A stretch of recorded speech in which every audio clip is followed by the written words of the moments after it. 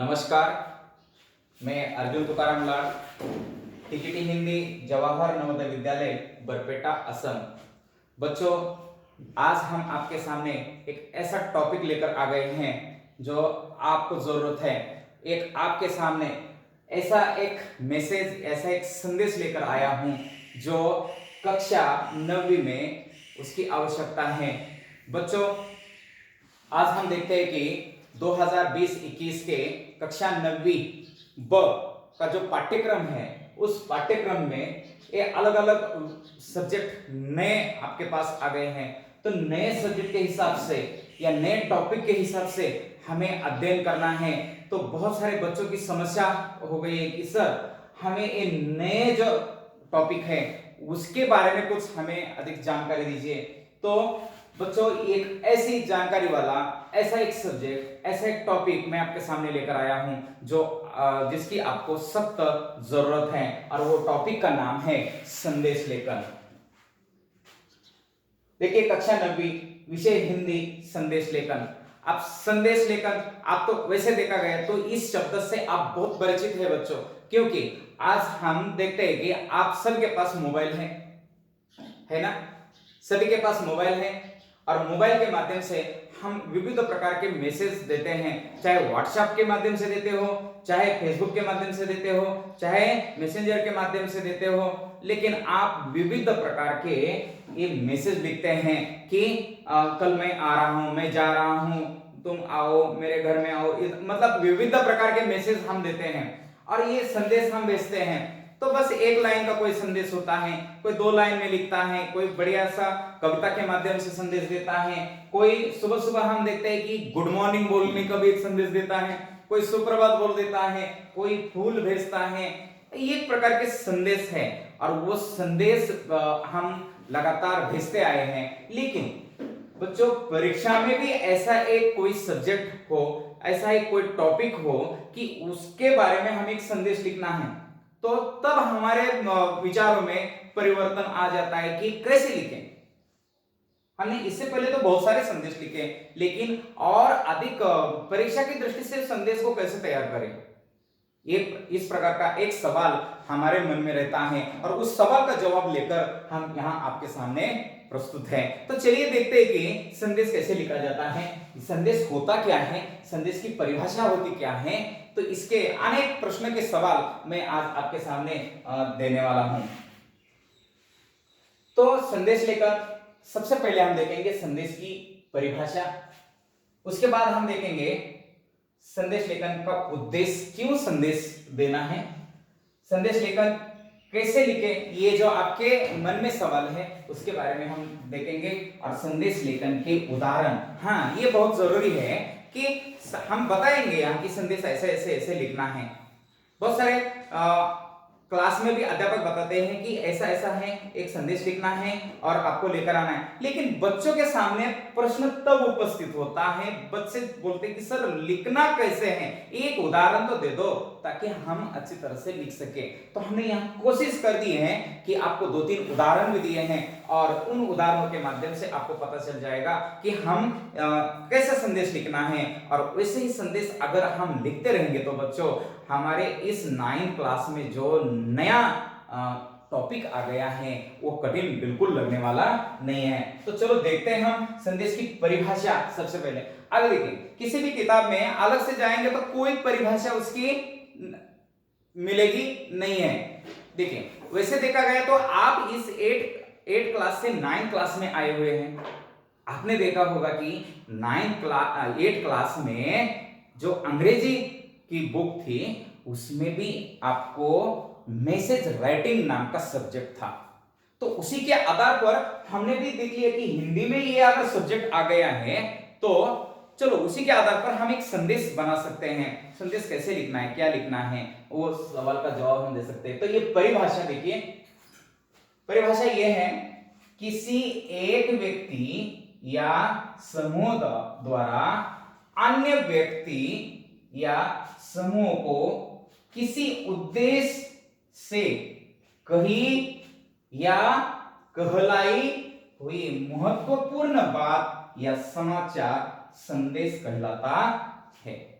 देखिए सिंपल सी परिभाषा है और आपको परीक्षा में कोई परिभाषा लिखनी नहीं है, आपको परिभाषा लिखनी नहीं है। लेकिन ये परिभाषा के अंतर्गत हमें क्या क्या देखना है, किसी एक व्यक्ति द्वारा, सपोज मैं हूं, मेरे द्वारा, आप हैं, आपके द्वारा, देखिए किसी एक व्यक्ति द्वारा, किसी एक समूह द्वारा अन्य व्यक्ति या समूह को किसी एक उद्देश्य से कही या कहलाई हुई महत्वपूर्ण बात संदेश कहलाती है। अब महत्वपूर्ण बात है, हम देखें कभी कभी हम अगर घर से बाहर जा रहे हैं तो पापा भी नहीं है, मम्मी घर में नहीं है, लेकिन मुझे घर से बाहर जाना बहुत जरूरी है, तब हम पड़ोस के आंटी के पास एक संदेश देकर रखते हैं कि आंटी मेरी मम्मी या पापा घर में आने से उनको कहिए कि मैं इस काम के लिए इतने इतने देर के लिए या इतने समय के लिए मैं बाहर गया हूं। एक महत्वपूर्ण संदेश वहां रख दिया ताकि मम्मी पापा को तकलीफ ना हो। कोई लिखित रखता है, कोई मौखिक कहता है संदेश, लेकिन हमें परीक्षा में लिखना है बच्चों, हमें एक संदेश तैयार करना है, तो वो संदेश महत्वपूर्ण बात होती है, ये ध्यान रखना है, वो संदेश कहलाता है। अब देखते हैं संदेश लेखन के उद्देश्य क्या क्या है, क्यों संदेश देना है। किसी व्यक्ति या समूह तक महत्वपूर्ण बात पहुंचाने के लिए हम संदेश देते हैं। उद्देश्य या अर्थपूर्ण संदेश होता है। देखिए संदेश एक निश्चित उद्देश्य लेकर हम देते हैं, वो अर्थपूर्ण होता है और होना भी चाहिए। छात्रों के लेखन कौशल्य का विकास करना, ये भी एकमात्र उद्देश्य हमारा है यहाँ। संदेश व्यक्तिगत होता है, उसके बारे में हम चर्चा करेंगे बाद में। देखिए संदेश को कैसे लिखें। अब सबसे महत्वपूर्ण बात है कि बच्चे सीधा हमारे टॉपिक पर जाना चाहते हैं, हम भी आपके साथ वही कर रहे हैं, सीधा टॉपिक पर चले जाते हैं कि संदेश को कैसे लिखें, है ना। हमने बहुत सारे संदेश लिखे, इससे पहले मैं बोल दिया कि मोबाइल के माध्यम से हमने बहुत सारे संदेश लिखे, बहुत सारे संदेश को फॉरवर्ड कर भी दिया है, भेज भी दिया है। अक्सर हमें आदत है संदेश आए फॉरवर्ड करो, दूसरे का आए जैसे वही, लेकिन अभी यहाँ लिखना है। यहाँ परीक्षा में फॉरवर्ड नहीं करना है कि दूसरे बच्चे ने लिखा है तो हम फॉरवर्ड करेंगे, बिल्कुल नहीं है। अभी हमें नया संदेश तैयार करना है। वो संदेश लिखते समय हम किन किन बातों का ध्यान रखना है, ये भी कोई जैसे कोई परीक्षा में लिखना नहीं है, बस आपको समझाने के लिए हम दिया है यहाँ की किन बातों का ध्यान रखना है। बहुत बार होता है कि संदेश लिख रहे हैं तो हम कौन कौन सी बातें ध्यान रखनी है कि संदेश जिसे लिखना है उसका नाम, समय, अंत में लिखने वाले व्यक्ति का नाम, हम संदेश किसको दे रहे हैं उस व्यक्ति का नाम, मैं संदेश भेज रहा हूं तो अंत में मेरा नाम, कौन से समय में मैं ये संदेश दिया है उस समय भी वहां होता है। तो लिखने वाले व्यक्ति का नाम लिखिए। सबसे महत्वपूर्ण बात, संदेश विषय से संबंधित हो। ये देखिए हमें कहना क्या है और हमने संदेश दिया क्या है, बहुत बार प्रॉब्लम होता है क्योंकि संदेश अर्थपूर्ण होना चाहिए और संदेश विषय से संबंधित होना चाहिए। सपोज परीक्षा होने वाली है, ये संदेश देना है किसी को, अब हमने संदेश दूसरा ही दे दिया, तब वो परीक्षा दे पाएगा व्यक्ति, नहीं दे पाएगा। तो परीक्षा से मतलब संबंधित महत्वपूर्ण संदेश है, हम कहीं दूसरे सब्जेक्ट से संबंधित अगर संदेश दे रहे तो काम होगा, बिल्कुल नहीं। इसलिए संदेश हमारा विषय से संबंधित होना चाहिए बच्चों, बहुत महत्वपूर्ण बात है। संदेश की भाषा संक्षिप्त तथा सार गर्भित होनी चाहिए, क्योंकि संदेश पढ़ने के लिए किसी के पास समय ज्यादा नहीं है, इसलिए कम से कम शब्दों में अर्थपूर्ण संदेश होना चाहिए। सार गर्भित भाषा उसकी होनी चाहिए, कम से कम शब्द, 2-3 लाइन में आराम से हम संदेश पढ़े और वो संदेश का अर्थ समझे और उसी के अनुसार हम अपना कार्य करें। संदेश में कठिन शब्दों का प्रयोग न करें, क्योंकि संदेश पढ़ते समय हमें डिक्शनरी खोलने की जरूरत न पड़े, ऐसे शब्दों का प्रयोग करें। नहीं तो हम संदेश पढ़ रहे हैं, उसने क्या लिखा है, इतना कठिन शब्द है, हम डिक्शनरी खोजने के लिए बाहर जाएंगे, बिल्कुल नहीं, ऐसा करना ही नहीं। सिंपल भाषाओं में या शब्दों में आपको संदेश देना है। अगर देखिए आपकी गांव की भाषा है तो गांव की भाषा में दीजिए, कोई बात नहीं है, क्योंकि संदेश जब हम दे रहे हैं तो सामने वाला व्यक्ति उसको समझ में आता है कि नहीं उसके बारे में हम देखते हैं, उसके दुनियादारी के बारे में देखना नहीं है, समाज के बारे में सोचना नहीं है, क्योंकि संदेश व्यक्तिगत होता है। पहले मैं एक बार बोल दिया था कि संदेश निजी जीवन से संबंधित होता है। हम खुद किसी व्यक्ति को दे रहे हैं, हम उसको सार्वजनिक नहीं कर रहे हैं, हम किसी एक व्यक्ति को संदेश दे रहे हैं तो उसमें वो भाषा किस प्रकार की है, एक शब्दों में लिखी है, दो शब्दों में लिखी है, चार शब्दों में लिखी है, आदरणीय लिखी है, देखिए उसको आदर दिया है, सम्मान दिया है, क्या दिया है, उससे कोई मतलब नहीं होना है, हमें वो दिया हुआ संदेश पहुंच रहा है क्या नहीं पहुंच रहा है, उसके बारे में हमें बात करनी चाहिए। संदेश में छोटे तथा अर्थपूर्ण वाक्य का प्रयोग करो, छोटे छोटे वाक्य, ताकि वो जल्दी पढ़ सके, उसका अर्थ समझ सके। भाषा में दक्षता, देखिए कोई ड्यूअल या दो मीनिंग निकलेंगे ऐसे शब्दों का प्रयोग मत करो, नहीं तो संदेश भी दो मीनिंग निकलेगी और हमें जो संदेश देना है वो व्यक्ति तक पहुंचेगा नहीं है। तो संदेश में ड्यूअल मीनिंग वाले शब्दों का प्रयोग बिल्कुल नहीं करना है। तो ये दक्ष रखना है, मतलब सावधानियां बरतनी है, कुछ सावधानियां होती है बरतनी है। मतलब विराम चिन्ह का उचित प्रयोग करो, शब्द अच्छे होने चाहिए, बिल्कुल गलत मत लिखो। और अगर हम ये सावधानियां रखते हैं तो निश्चित हमारा संदेश वहां उस व्यक्ति तक पहुंच जाएगा। संदेश गद्य या पद्य में लिखा जा सकता है। देखिए ऐसा कोई नहीं है कि संदेश को बढ़िया सा शब्दों में लिखना है। आप कुछ काव्य पंक्तियों के माध्यम से, आप कुछ शेरो शायरी के माध्यम से या कुछ गद्य के माध्यम से भी आप संदेश लिख सकते हैं। बहुत सारे लोगों को शेरो शायरी आती है। सपोज स्वतंत्रता दिवस है, उसके अवसर पर कोई शेरो शायरी के माध्यम से संदेश देता है या कोई गद्य में लिखकर देता है, तो कोई काव्य पंक्तियां लिखकर वो संदेश पहुंचाता है। लेकिन आज के इस शुभ अवसर पर उससे संबंधित हम संदेश देते हैं। किसी का जन्मदिन है तो जन्मदिन के अवसर पर उसको एक बढ़िया सा कविता उसके ऊपर लिखते हैं और उसको एक संदेश देने की कोशिश हम करते हैं। कोई दो लाइन में लिखता है, किसी को कविता आती ही नहीं है तो क्या करे, किसी को शेरो शायरी आती ही नहीं है तो क्या करे, तब वह व्यक्ति दो लाइन लिख दे, जन्मदिन की हार्दिक शुभकामनाएं। ये भी एक छोटा है लेकिन संदेश ही है। हम उसके जन्मदिन के अवसर पर बधाई दे रहे हैं, उसको शुभकामनाएं दे रहे हैं, तो वो भी एक प्रकार का संदेश है। संदेश गद्य या पद्य में होता है। तो ये बातें जो है बच्चों आपको संदेश लिखते समय बहुत काम आने वाली है। तो निश्चित आप ये बातें ध्यान में रखेंगे और संदेश जब लिखेंगे तब उसका हम अनुकरण करेंगे। देखिए अब हमारे परीक्षा में कौन कौन से विषय पर संदेश लिखने के लिए कहा जा सकता है, आपके सिलेबस में है, पाठ्यक्रम में ये सारे सब्जेक्ट दिए हुए हैं। शुभकामनाएं, अब शुभकामनाएं हम कौन कौन सी जगह पर शुभकामनाएं देते हैं। देखिए जन्मदिन है, हम शुभकामना देते हैं। कोई पर्व है, दिवाली है, त्योहार है, हम शुभकामनाएं देते हैं। ईद आ रहा है, ईद के ऊपर हम शुभकामनाएं देते हैं। कल बुद्ध पूर्णिमा हो गई, बुद्ध पूर्णिमा के अवसर पर बहुत सारे लोगों ने शुभकामनाएं दी, है ना। तो शुभकामनाएं देते हैं। पर्व है, त्योहार है, विशेष अवसर, कोई एक विशेष अवसर है, सपोज आपको पारितोषिक मिला है तो लोग शुभकामनाएं देंगे, या कोई अवार्ड मिला है आपको तो आपको शुभकामनाएं देंगे, आपने कोई अच्छा काम कर दिया शुभकामनाएं देंगे। तो ये विशेष अवसर पर दिए जाने वाले संदेश होते हैं। तो ये जन्मदिन है, कौन कौन से अवसर होते हैं मैंने यहाँ अवसर दिए हैं, बच्चों को पता ही नहीं चलता कि कौन से ऐसे अवसर होते हैं, उसके ऊपर हम संदेश बनाएं।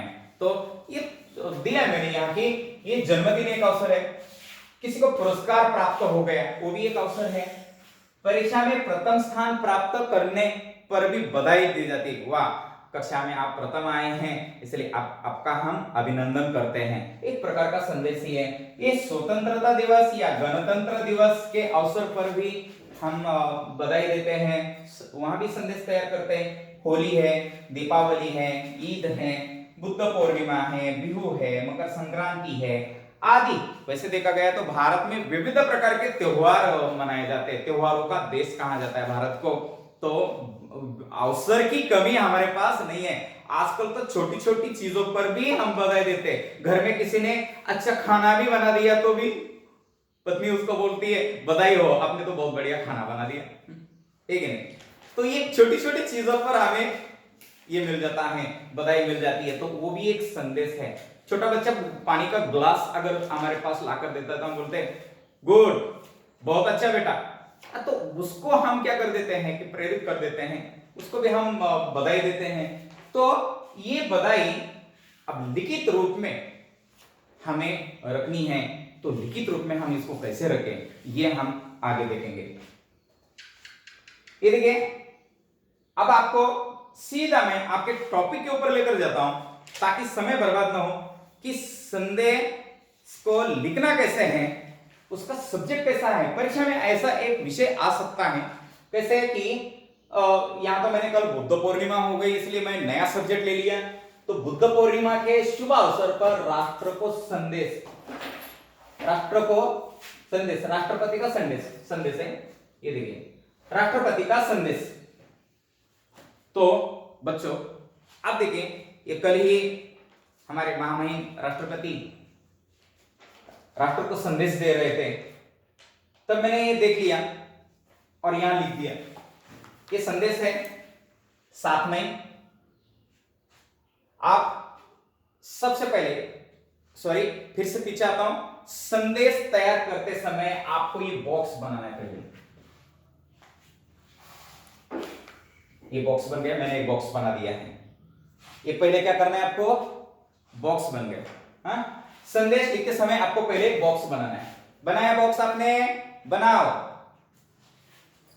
अब यहां हेडिंग लिखो संदेश। अब डेट लिखनी है कि कौन से तारीख को हम संदेश दे रहे हैं, किसे दे रहे हैं। अभी राष्ट्रपति ने राष्ट्र को दिए, देशवासियों को दिए।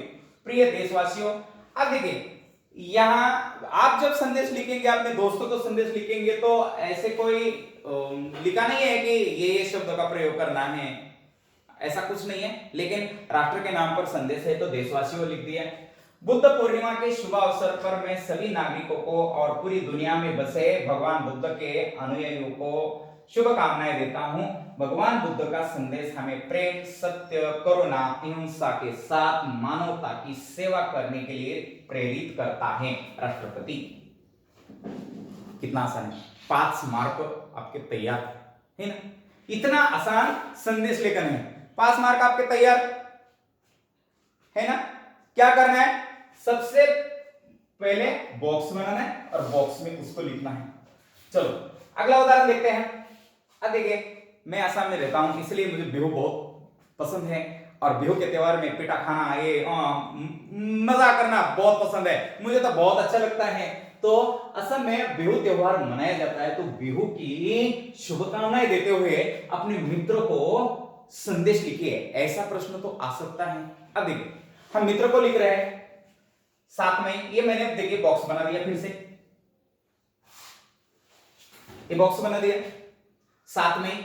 प्रिय मित्र, आप प्रिय मित्र के लिए कुछ भी मतलब बोल सकते हैं, प्रिय मित्र है, द्विमित्र है, जो शब्द का प्रयोग करना कीजिए, क्योंकि व्यक्तिगत है, जो शब्द का प्रयोग करना कीजिए। या प्रिय मित्र भी नहीं दिया तो सिर्फ नाम लिख सकते हैं, लिख सकते हैं। यहां संजय नाम है तो संजय, अरुण नाम है तो अरुण।